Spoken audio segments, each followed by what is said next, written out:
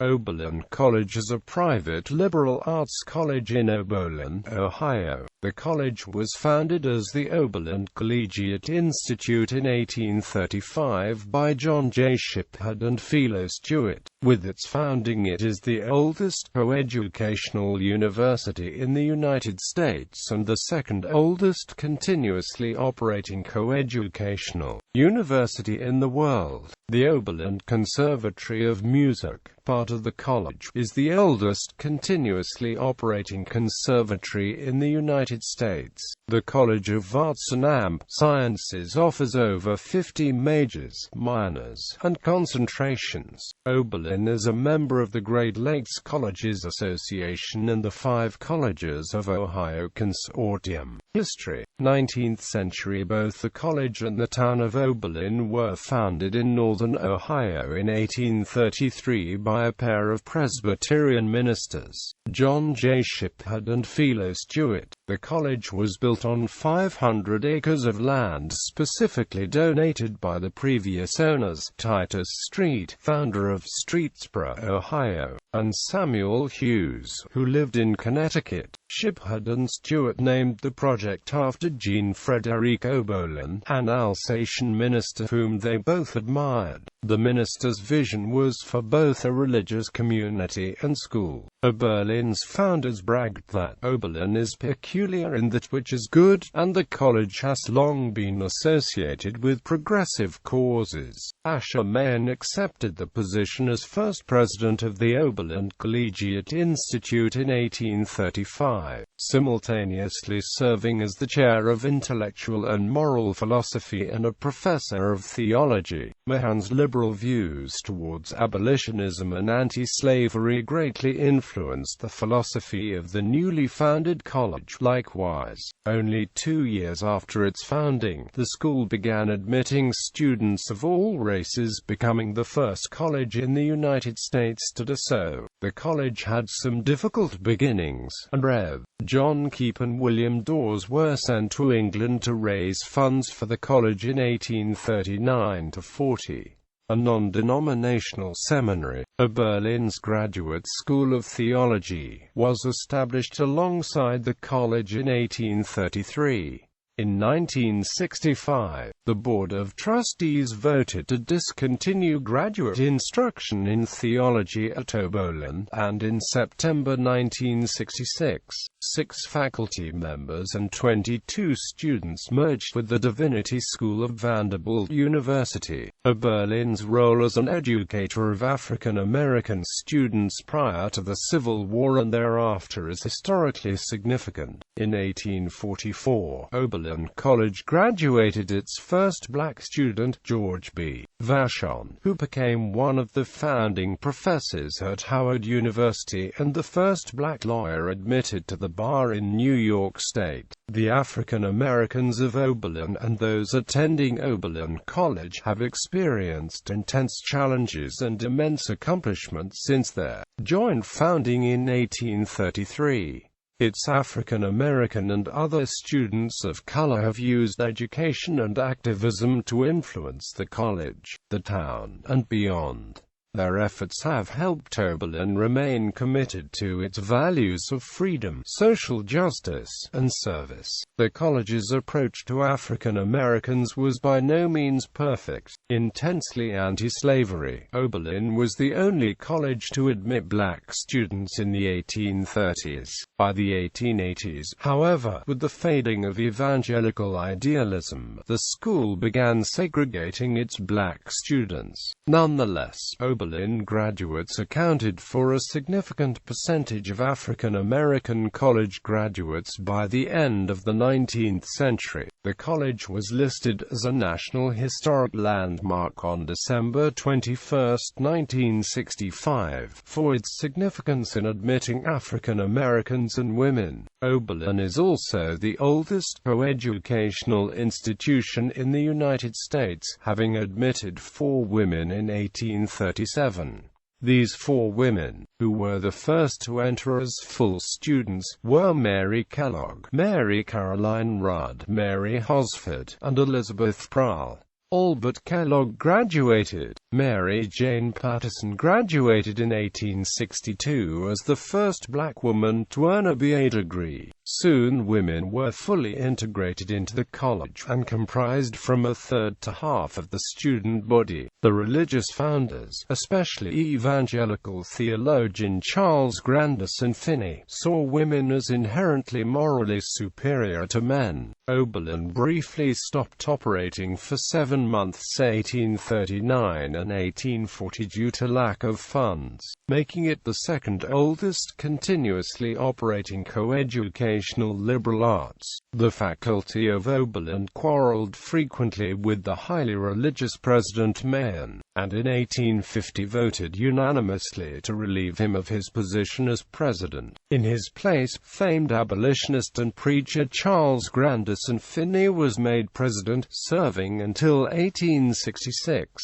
Under Finney's leadership, Oberlin's faculty and students increased their activity in the abolitionist movement. They participated together with people of the town in biracial efforts to help fugitive slaves on the Underground Railroad, as well as to resist the Fugitive Slave Act. One historian called Oberlin the town that started the Civil War due to its reputation as a hotbed of abolitionism. In 1858, both students and faculty were involved in the controversial Oberlin-Wellington rescue of a fugitive slave, which received national press coverage. 2 participants in this raid, Lewis Sheridan Leary and John Anthony Copeland, along with another Oberlin resident, Shields Green, also participated in John Brown's raid on Harper's Ferry. This heritage was commemorated on campus by the 1977 installation of sculptor Cameron Armstrong's Underground Railroad Monument, and monuments to the Oberlin-Wellington Rescue and the Harper's Ferry Raid. In 1866, James Fairchild became Oberlin's 3rd president, and the first alumnus of the school to achieve that rank. Himself a committed abolitionist, Fairchild, at that point chair of theology and moral philosophy, played a role in Oberlin-Wellington rescue, hiding fugitive slave John Price in his home.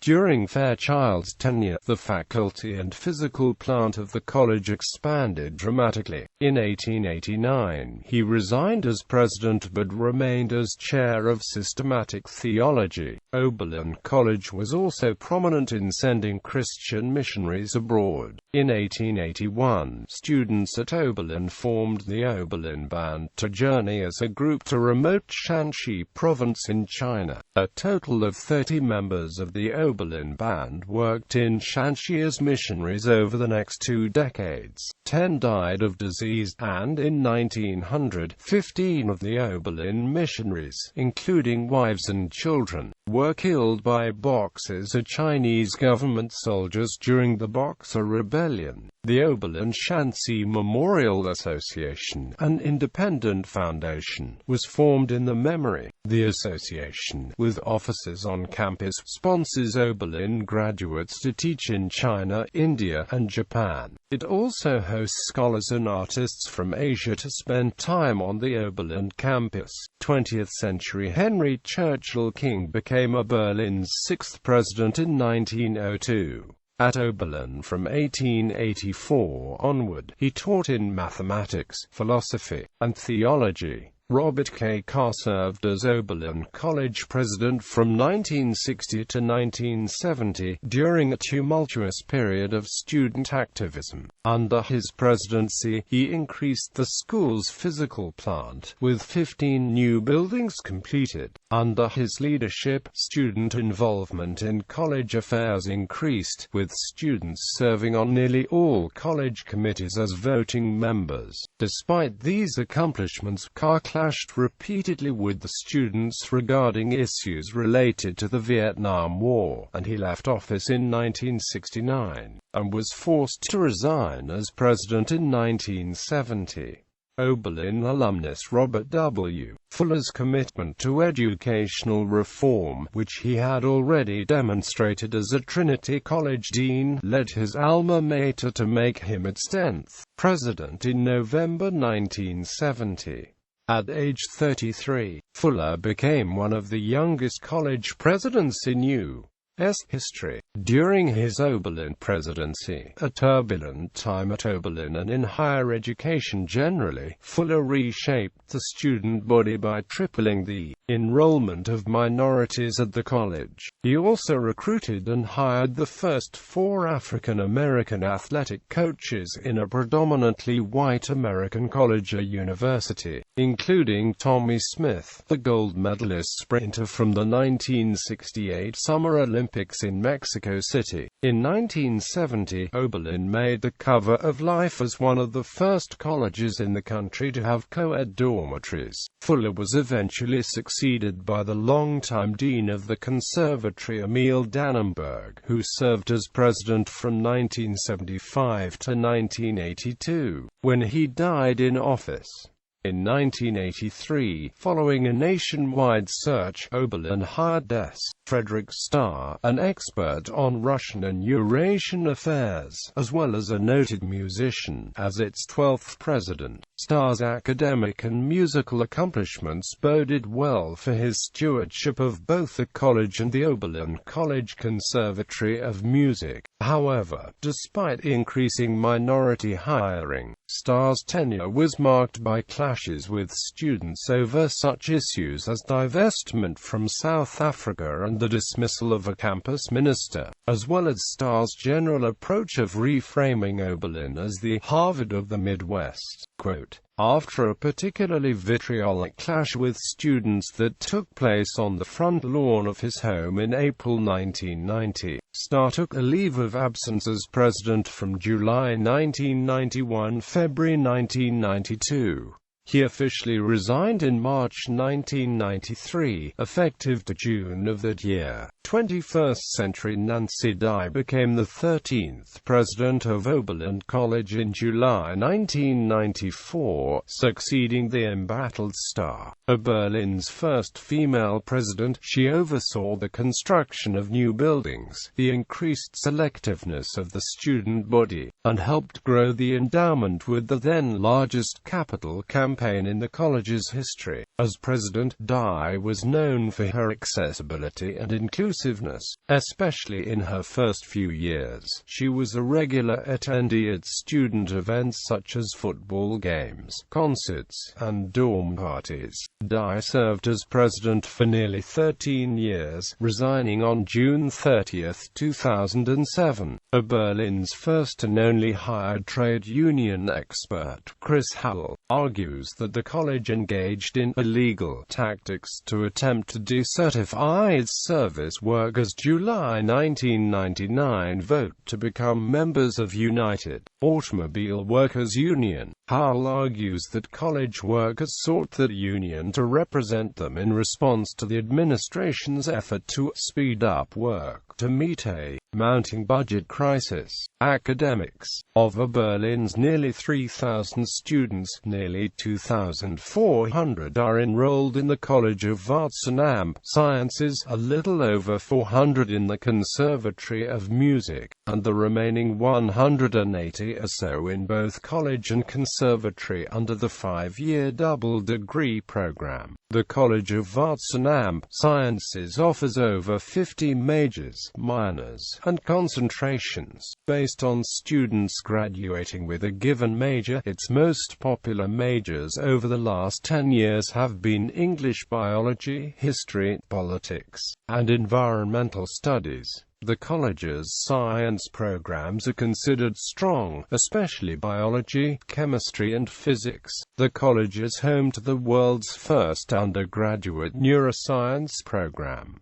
The conservatory is located on the college campus. Conservatory admission is selective, with over 1,400 applicants worldwide auditioning for 120 seats. There are 500 performances yearly, most free of charge, with concerts and recitals almost daily. The conservatory was one of the recipients of the 2009 National Medal of Arts. The Allen Memorial Art Museum, with over 13,000 holdings, was the first college art museum west of the Alleghenies.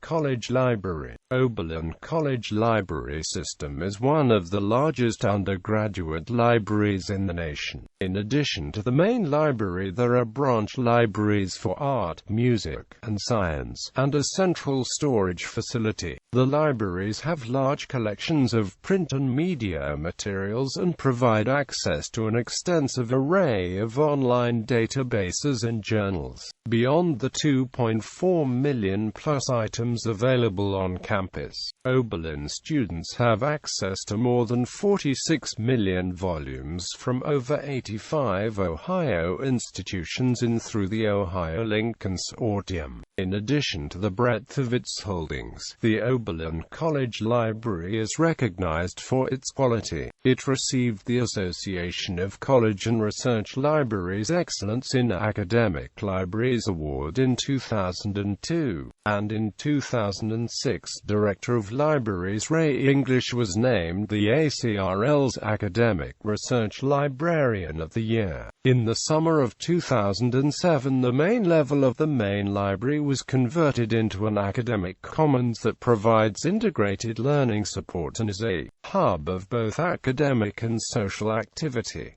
Ohio.The Consortium. Oberlin students and faculty benefit by Oberlin's membership in the Ohio.The Consortium, providing access to 12,000 plus commercially licensed online journals, 130 databases, 18,000 plus ebooks, and is rapidly growing digital media collections. The Ohio.The Central Catalog represents the library holdings of 87 libraries in the state, including the State Library of Ohio, plus the Center for Research Libraries. The collection is nearing 10 million unique records, representing 27.5 million holdings in the system, and undergraduates account for the larger percentage of Ohio.The online borrowing, the process by which any enrolled student can readily request the loan of books and other items from any other library in the system.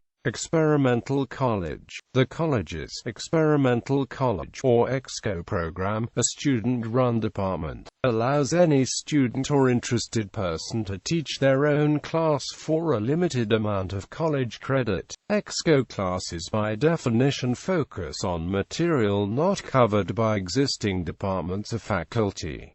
Winter term. Another aspect of Oberlin's academics is the winter term during the month of January. This term was created to allow students to do something outside the regular course offerings of the college. Students may work alone or in groups, either on or off campus, and may design their own project to pick from a list of projects and internships set up by the college each year. Students must complete a winter term project 3 years out of the 4 in the College of Arts and Sciences. Projects range from serious academic research with co-authorship in scientific journals, to humanitarian projects, to making avant-garde films about historic Chicago neighborhoods, to learning how to bartend. A full credit project is suggested to involve 5 to 6 hours per weekday.